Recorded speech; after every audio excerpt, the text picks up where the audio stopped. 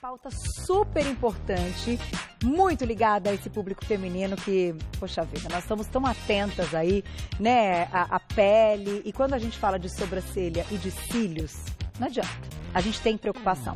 Quando começa a perceber que a sobrancelha tá ficando rala, ou que o cílio não tá bacana, não tá preenchendo ali quando você coloca, né, a sua máscara de cílios, tem alguma coisa errada. Então convidamos hoje ela que é dermatologista, a doutora Fernanda Nichelli, bem-vinda. Obrigada. Prazer tê-la aqui para falar dos cuidados mesmo com os cílios, com as sobrancelhas e que a gente deve ter diariamente, principalmente quando a gente for procurar alguns procedimentos, né?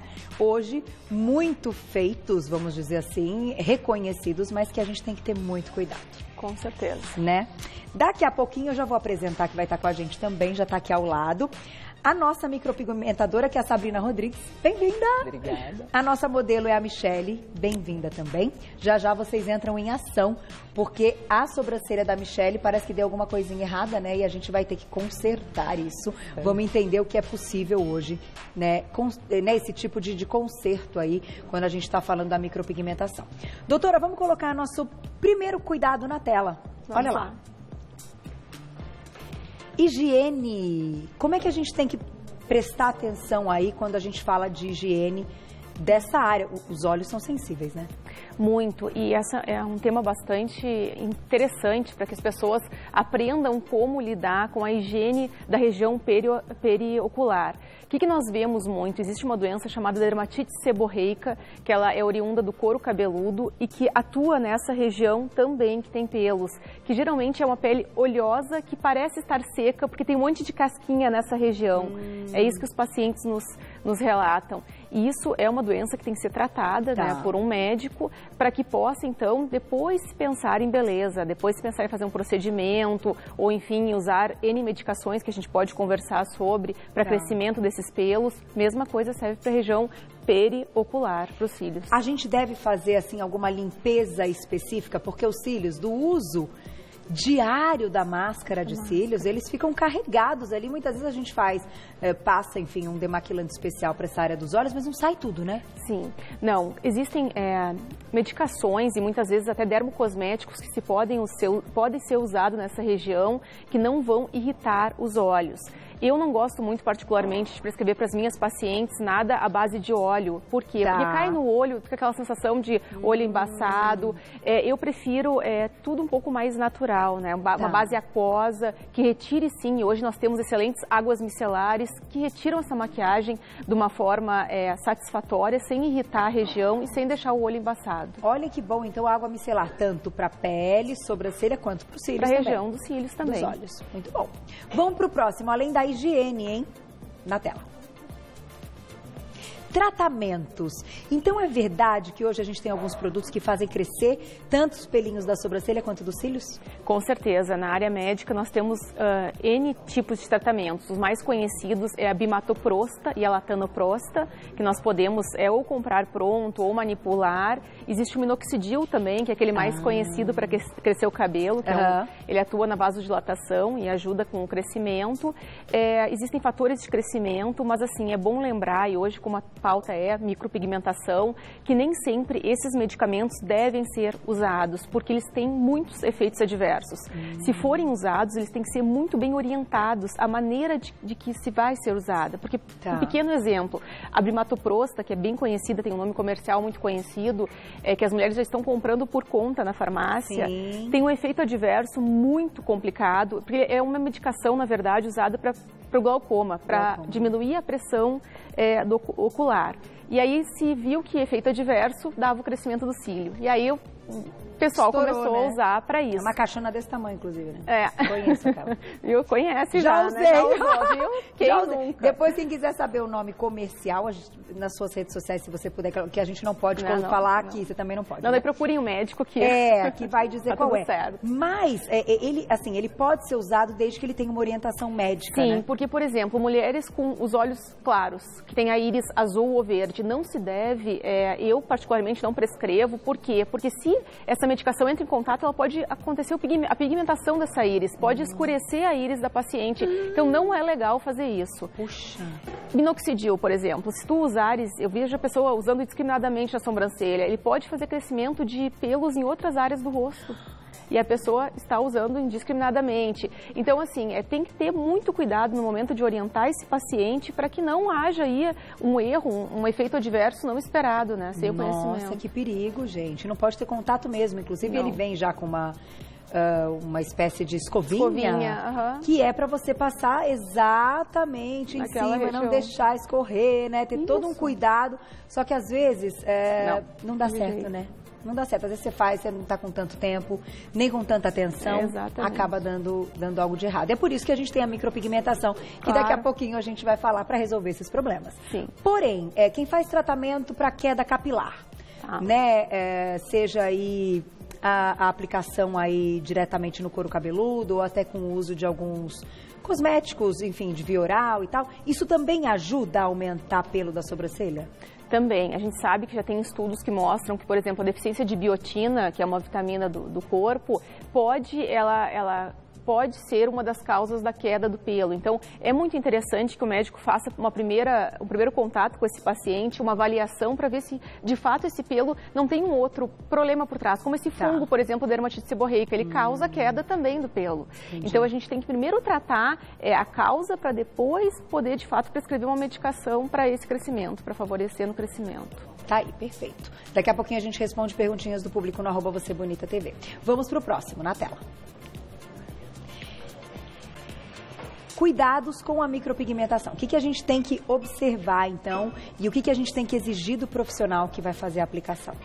Vamos lá. Primeiro, a minha primeira orientação para os meus pacientes é que conheça esse profissional e conheça o trabalho desse profissional. Já tenha visto resultados satisfatórios de acordo com o que tu estás procurando. Isso é muito importante e toda a qualidade do ambiente que esse profissional está trabalhando. A gente não pode esquecer que a micropigmentação, dependendo da técnica que se for usada, ela é um procedimento invasivo, porque ela fura a pele. Então, assim, podem advir diversos efeitos desse procedimento, como uma infecção bacteriana, muitas vezes acontece, reações alérgicas. Então, assim, esse profissional ele tem que estar amparado por um médico para quem ele possa encaminhar esse paciente caso venha acontecer algum desses eventos adversos. Isso é muito importante. Até porque o que muda também, muitas vezes, de um profissional para o outro é o tipo do pigmento. Do pigmento. Então, tem pigmentos nacionais, importados, e que pode ter reações. Então, não é para todo mundo, né, doutora? Mas acontece. Já a gente vai contar uma história. A gente vai colocar aí a história para vocês de uma jovem britânica, a Polly Smith. Vamos para o próximo item e na próxima a gente conta a história, porque eu acho que é justamente o que aconteceu com ela. Qual que é agora? Isso, a despigmentação. É possível hoje, então, fazer uma despigmentação caso não tenha dado certo a micro? Sim, existem diversas técnicas, tá? As mais conhecidas no meio médico são a base de laser. Hoje os lasers Q-Switch ou picosegundos é um laser bem específico para esse tipo de remoção, tatuagem ou a micropigmentação. Sabe-se também que tem outros profissionais que lançam mão de peelings. Eu não gosto muito porque o ácido a gente não sabe muito bem controlar. Muitas vezes, a que profundidade ele pode ir, pode reagir com o próprio pigmento. Isso é um perigo também. Existe a dermoabrasão que se usa bastante para tentar afinar um pouco mais essa pele, esse pigmento, esfumaçar, digamos assim, dispersar esse pigmento. Mas eu tenho experiência, acredito que os lasers do tipo Q-Switch e Pico-Laser, não é qualquer laser, tá? Por favor. Porque tem uma coisa que não pode esquecer, que a sobrancelha, muitas das pessoas ainda tem alguma coisa de pelo. Então, se tu colocar qualquer laser, corre o risco de tu perder o pelo que tu tem na região. Todos, né? Porque o que busca é a melanina, né? E a melanina nós temos no pelo também. Então, muitas vezes esse laser vai agredir ao pelo e não a cor da tatuagem. Tem que ter esse cuidado. Puxa vida, gente, então assim, fazer com um profissional que você tenha visto e tal, como você falou no início, e na hora de pedir uma ajuda também tem que ser um profissional, né, um dermatologista bem capacitado para poder remover. Eu vou contar a história, então, dela, porque é o seguinte, um dos nossos itens aí desse cuidado com a sobrancelha seria fazer um teste de alergia.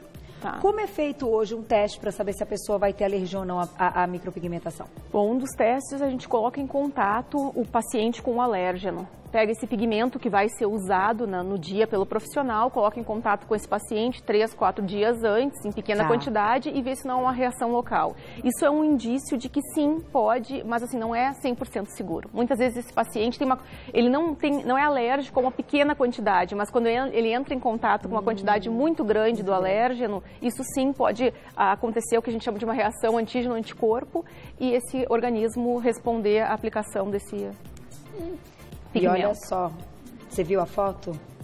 Me mostraram na entrada aqui. Bizarro, gente. Na tela, então. A jovem britânica, a Polly Smith, virou notícia em diversos sites devido a uma severa reação alérgica após um procedimento de tintura nas sobrancelhas. Polly, de 19 anos, foi ao salão de beleza para realizar um tratamento de tintura e design com a intenção de deixar as sobrancelhas mais grossas. Olha isso, uma ferida do lado. A adolescente afirmou ter realizado teste com o produto 24 horas antes e que não teve nenhuma reação. Mas, horas após realizar o procedimento no salão, Polly começou a sentir coceira e reparou que a pele estava vermelha. No dia seguinte, a região dos olhos ficou extremamente inchada. Olha o tamanho dessa pálpebra, gente. Ela não consegue abrir o olho. Houve queda dos pelos e, segundo a informação dos médicos, provavelmente ela ficará com cicatrizes para o resto da vida. Puxa vida, a gente fala e fala dos cuidados, mas nesse caso, o que ela podia ter feito para evitar a reação, ela fez. Então, aí tem um lance assim de pessoas que são mais alérgicas, tem que tomar mais cuidado. Porque tem gente que é alérgico a tudo. Chega essa época do ano, tem tudo, só no outono e inverno. Sim. Né? Tanto a parte de pele, quanto também as doenças respiratórias, né, alérgicas. E aí, é um alerta, será? Bom, nesse caso, claro, pelas fotos que a gente tem visto, eu não conheço a paciente, não examinei ela, mas assim, ali mostra o quê? Uma região inchada, vermelha e parece ter umas crostas amareladas. Me parece que não só uma alergia, mas a gente tem ali uma infecção bacteriana também. Entendi. E isso pode acontecer. Então, assim, não tem como a gente descobrir se um paciente vai desenvolver ou não uma infecção ou uma reação alérgica a determinado produto. Claro que se faz o cuidado do teste alérgico, mas muitas vezes ele não é, como eu falei, ele não é imbatível. Pode acontecer e depois o paciente apresentar essa reação. O que é a minha dica para o teu telespectador? É estar amparado com um profissional por trás. Caso aconteça isso, esse profissional tem que encaminhar para um médico para que o médico possa reverter esse quadro, né? O médico pode lançar mão aí de antibiótico terapia, de tratamentos até tópicos para ajudar também esse quadro. Então, assim, pode acontecer, ninguém está livre, mas eu acho que a grande arma que nós temos é ter um profissional capacitado para que possa reverter uma situação como essa que ela está passando. E ela esperou ainda o outro dia para ficar daquele tamanho, né? Se ela num primeiro momento de coceira ou coisa errada que tá vendo ali, já corre, né? Eu acho que assim, isso também vale para o profissional que está te assistindo, tá? Muitas vezes a gente subestima um sintoma, né? Um sinal e um sintoma. O paciente está coçando ou assim, está vermelho. Sinais e sintomas de que sim, deve ser encaminhado para o médico nesse momento, para que não se agrave a situação. Aquele edema todo, aquele inchaço todo que a gente está vendo, talvez não precisasse chegar naquele ponto para que se procure. Então, muitas vezes, se o paciente e o profissional que está fazendo não reconheceu, não subestima, não manda colocar gelo, não manda colocar compressa numa situação assim. Tá. Claro que algumas coisas são conhecidas de um pós-procedimento, mas quando a situação começa a querer se agravar e a fugir da tua alçada de tratamento, encaminha para um profissional que o resultado vai ser tranquilo. É isso mesmo. E nada de sair tomando corticoide. Não! Sozinho, pelo amor de Deus. Porque às vezes o efeito é inverso, pior. né? Ai, medo. Ter perguntinha do público? Antes, vamos colocar uma perguntinha do público na tela, olha lá. Elaine, obrigada, um beijo pra você. Óleo de rícino ajuda o cabelo, sobrancelha e os cílios a crescerem. Vamos lá, Elaine. Então, é o seguinte, nós médicos, nós nos baseamos em estudos científicos. Sim. Para que nós possamos prescrever alguma coisa com segurança, para dizer se realmente funciona ou não, nós precisamos de estudos. Então, assim, a gente sabe que tem muitas coisas naturais que ajudam, enfim, clinicamente a crescer cílios, a melhorar a qualidade de cabelo, enfim. Mas, cientificamente, nós não temos nada comprovando isso. Estudos que não sejam tendenciosos, enfim. Então, eu acho um pouco arriscado eu te dizer que realmente isso é um tratamento que vai ser eficaz. O que seria, a gente pode falar desse universo aí naturalzinho, alguma coisa que seja eficaz já comprovada? Não. Assim, o que acontece? Comprovadamente, essa parte, foi o que eu falei, nós podemos clinicamente ver melhora. Eu saber, Carol, teu cabelo realmente está melhor. Eu estou usando babosa, eu estou usando óleo de coco, enfim. O óleo de coco, por exemplo, se tu me perguntares, eu costumo dizer para o meu paciente, usa óleo de coco no cabelo que deixa mais bonito. Mas assim, se perguntares, vamos lá, procurar uma biblioteca médica, se tem um estudo realmente sem tendências, como a gente precisa, sobre o óleo de coco, nós não temos. Então é isso que nós precisamos para que de fato venha numa rede nacional e diga, olha, né, certíssima. É isso. Deixa eu agradecer a doutora Fernanda Nichelli. Eu vou pedir para você vir comigo, então. Vamos. Aqui, a gente, ficamos juntos, aí já respondemos mais perguntinhas do público também. Pode ficar aqui junto com a gente. E a nossa micropigmentadora Sabrina Rodrigues, bem-vinda. Obrigada. Tudo bem? Deixa eu dar um beijinho na nossa modelo, a Michele. Tudo bem, Michele? Bem-vinda. Doutora, a gente fica aqui do ladinho, porque agora nós vamos falar da micropigmentação em si. Vamos lá. Parece que deu um probleminha. Sim. O que acontece? A gente tem algumas possibilidades. Então, a gente já relatou um caso de uma possível alergia ou até bactéria e tal, que deve ser encaminhado ao médico. Mas quando o problema é com a coloração ou até enfim, mudou alguma coisa, era para ter ficado num tom e ficou no outro. Isso pode acontecer? Isso pode acontecer. Às vezes, a tinta está tão profunda ou está muito chumbada, muito escura. Aí, no caso, não seria uma micropigmentação, passou a ser mesmo uma tatuagem. Neste caso, a gente tem que despigmentar mesmo. Mas, no caso da nossa modelo, a tinta ela ficou avermelhada. Os meninos vão chegar bem pertinho para mostrar. Ó. Ficou avermelhada. Então, é a mesma tinta, só que ficou avermelhada. Ela ficou avermelhada. Por que acontece isso? A tinta, ela é feita da estrela de osso, com as cores primárias. Então, amarelo, vermelho e azul. Hoje em dia, as tintas já mudaram um pouco, porque as cores mais leves, elas vão indo embora primeiro. Então, o amarelo indo embora, o vermelho e depois o azul ficava. Então, antigamente, todas ficavam azuis. Você vê aquelas micropigmentações 10 anos, azulada mesmo, né?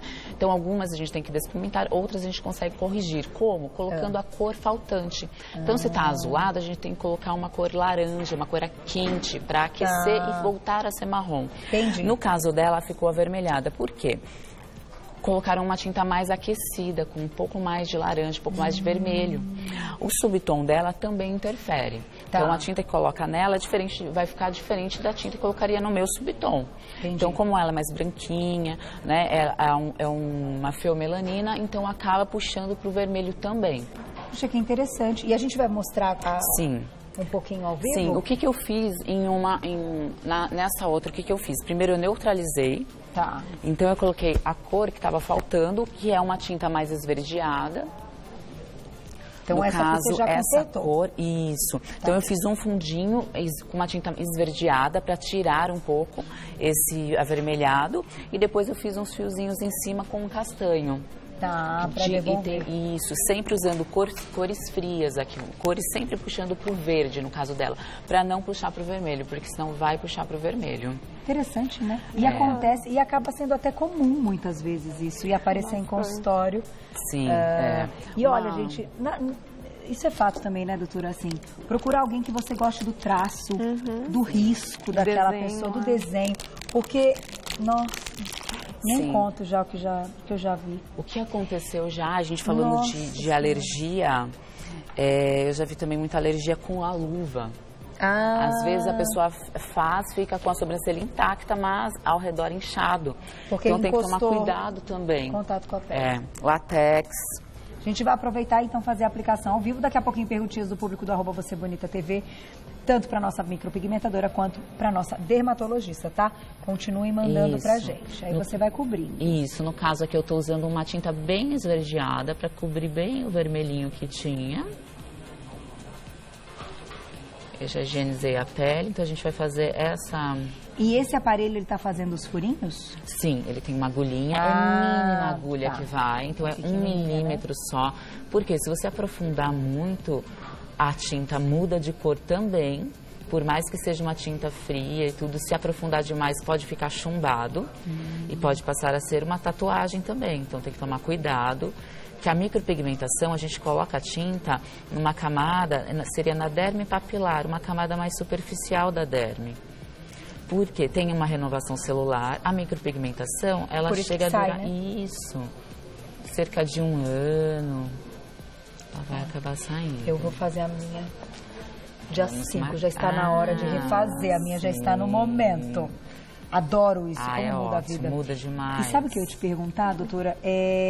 Por exemplo, hoje acaba sendo algo comum. Então, a pessoa faz a micropigmentação, fica tudo bem e tal. E com o passar do tempo, ela percebe que a sobrancelha está cada vez mais rala.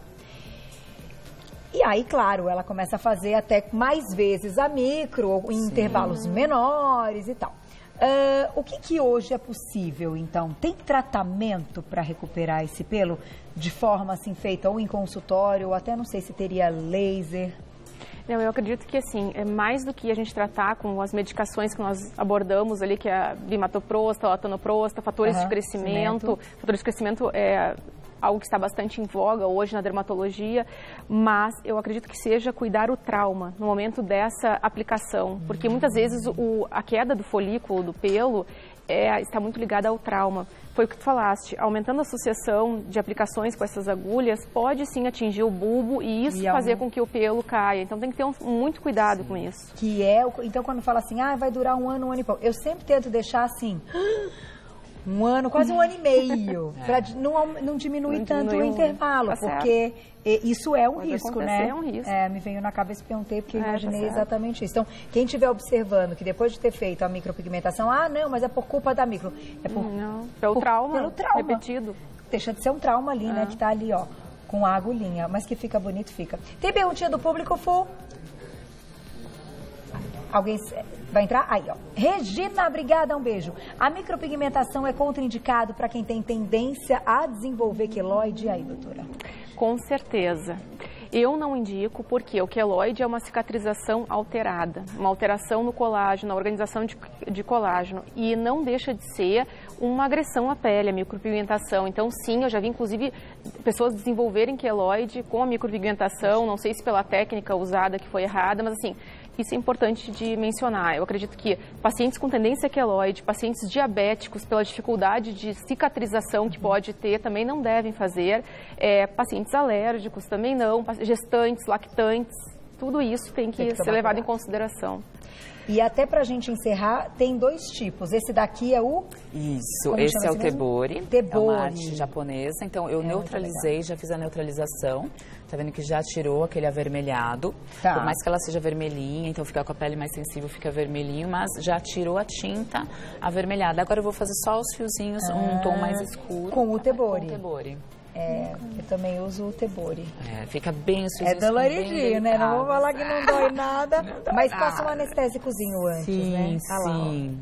O desenho, ele tem várias lâminas, né? O Tebori. São, normalmente vai de 7, 12, 14 lâminas. O bacana é que ele é bem natural, né? Fica bem natural. Fica os fiozinhos bem fininhos. Bom, eu vou agradecer nossas convidadas de hoje. Doutora, muito obrigada. Veio diretamente de Porto Alegre, mas atende aqui em São Paulo também. Eu vou deixar um telefone de contato, o Insta, na verdade, de contato da doutora Fernanda Nichelli, que é dermatologista. Vai lá no Insta dela, @doutora, abreviado, Fernanda Nichelli. Se escreve Nichelli com 2 L's. Fernanda, doutora, abreviado, Fernanda Nichelli. Tudo junto. Um beijo pro doutor Ademir. Beijo, né, que me mandou beijinhos aí. E deixa eu passar o contato agora da Sabrina. A Sabrina é nossa micropigmentadora, então a gente fez uma pauta conjunta, porém vocês são profissionais aí de áreas diferentes e trabalham cada uma no seu espaço. Eu gosto de deixar claro para o público, né? Sim. Então, para quem quiser saber mais o trabalho da Sabrina, é o 4508-5006, aqui em São Paulo. Isso, aqui 4508-5006. E o seu Insta, Estúdio Sabrina Rodrigues, tudo junto. O estúdio com S, tá, gente? Estúdio Sabrina Rodrigues, já encontramos o trabalho. Obrigada, viu? Beijo. Obrigada a você. Fica tranquila, termina a sua sessão, vai voltar com tudo igual, tá? Não é verdade? Com certeza. Doutora, obrigada. Um beijo, adorei. Até a próxima, viu? Até a próxima.